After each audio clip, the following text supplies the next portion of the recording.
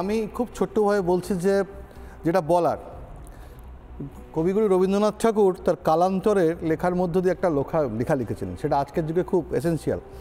সেদিন আমরা একত্র হইনি, আজও নয়, কত বিপদ গিয়েছে কই একত্রিত হইনি। বাহির থেকে যখন প্রথম আঘাত নিয়ে এলো মোহাম্মদ ঘড়ি, তখনও হিন্দুরা যে আসন্ন বিপদের দিনে একত্র হয়নি।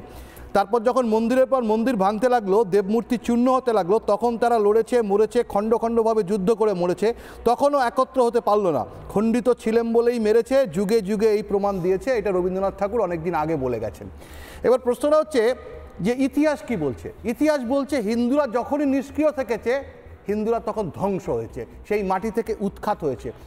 আপনারা দেখুন, ভারতবর্ষের যখন স্বাধীনতা হচ্ছে তার আগে গণভোট হয়েছিল। এই গণভোট যেসব অঞ্চলে হয়েছে, দুটো জায়গার নাম আমি বলবো, সিন্ধ এবং সিলেট, সেখানে হিন্দুরা ভোট দিতেই যায়নি, তারা সেখানে ঘুমিয়েছিলেন। ঠিক আজকে যেমন হিন্দুরা ঘুমিয়ে থাকেন, আর সেই কারণেই কিন্তু হুমায়ুন কবির এই কথাটা বলছেন যে হিন্দুরা পান্তা ভাত খেয়ে ঘুমায়। সেদিনও ঘুমিয়েছিলেন, আজকেও ঘুমাচ্ছে। দাদা একটা কথা বলবো, আমি একটা কথা বলি শুনুন। আমি দেশ ভাগ হয়েছে, আমার একটা কোথাও জ্বালা আছে, কিন্তু দেশ ভাগ হয়েছে যা ঘটে তা ভালোর জন্যই ঘটে। গীতার এই বাণীটাকে আমি এইখানে বিশ্বাস করি খুব গভীরভাবে। তা না হলে পুরো ভারতবর্ষটা আজকে পাকিস্তান হয়ে যেত, পুরো ভারতবর্ষটা আজ বাংলাদেশ হয়ে থাকতো। এগুলো যে আমাদের থেকে গেছে, যন্ত্রণা আছে যাওয়ার, কিন্তু আমি বলছি সিন্ধ প্রদেশ যদি আজ আমাদের দেশের মধ্যে থাকতো, তাহলে আজকে প্রত্যেকটা দিন আমাদের এই যন্ত্রণা বয়ে বেড়াতে হতো। ভারতবর্ষের অবস্থা আরো খারাপ হয়ে যেত, পুরো ভারতবর্ষটা পাকিস্তানে দাঁড়িয়ে যেত। কেউ যায়নি, আমি বলছি যে কথাটা, সেটা হচ্ছে যে আমি যে জায়গাটা বলছি যে আপনারা হুমায়ুন কবিরের একটা বক্তব্য দেখাচ্ছেন, আরেকটা বক্তব্য সে আজকে দিয়েছে একটা ইউটিউব চ্যানেলকে, যে 84টা বিধানসভায় তারা 52% বেশি আছেন, এবং উনি আহ্বান করবেন যে 84টা বিধানসভা সিট যেন মুসলিম প্রার্থীকে দেওয়া হয়। খুব মারাত্মক সিগনিফিকেন্ট, অর্থাৎ এটা হতে চলেছে। এবং সেখানে দাঁড়িয়ে শ্যামাপ্রসাদ মুখার্জির সেই হোমল্যান্ডে আদৌ আমরা থাকতে পারবো কিনা, সেটাই সবচেয়ে বড় প্রশ্ন এখন দাঁড়িয়ে গেছে। হিন্দুরা যদি এখন জেগে ঘুমোয়, তারা যদি এখন নিষ্ক্রিয় থাকে, তাহলে এই বাংলা থেকেও আমরা উৎখাত হব। আগে বিপদটা শুধুমাত্র পূর্ব বাংলার হিন্দুদের ছিল, এখন পূর্ব বাংলার হিন্দুরা নয়, এখন পশ্চিমবঙ্গের হিন্দুদের কাছেও বিপদটা এসে গেছে।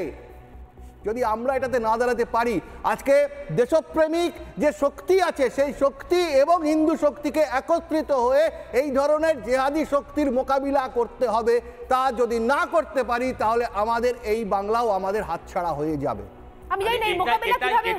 এটাই কিন্তু আমাদেরকে জাগিয়ে তোলার কাজটা যিনি করেছেন আজকে, তার বিরুদ্ধে আমার শত অভিযোগ আছে, কিন্তু এটাও ফ্যাক্ট, এই জাগিয়ে তোলার কাজটা যে হিন্দুরা ঘুমোয় পান্তা ভাত খেয়ে, আর ওরা ভোট করে মুড়ি আর ঘুগনি খেয়ে, 84% 88% ভোট হয়, হিন্দু এলাকায় 70%-এর নিচে ভোট হয়।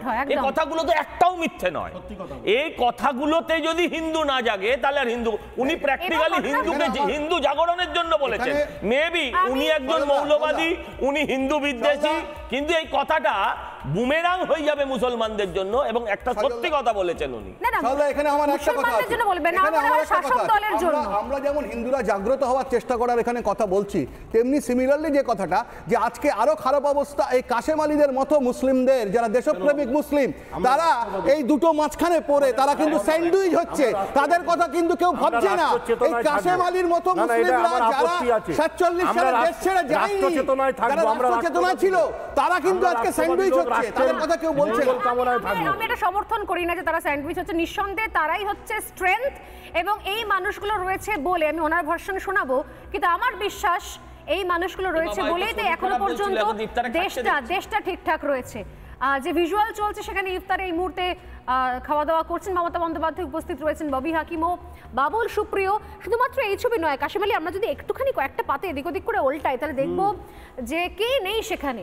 সুজাতা খাঁ থেকে শুরু করে মাথা ফাতা ঢেকে সেও ইফতার করছে, রচনা বন্দ্যোপাধ্যায় তিনিও ইফতার করছেন, মানে মনের টানে যাচ্ছেন কুম্ভে, গিয়ে বলছেন হর হর মহাদেব, কিন্তু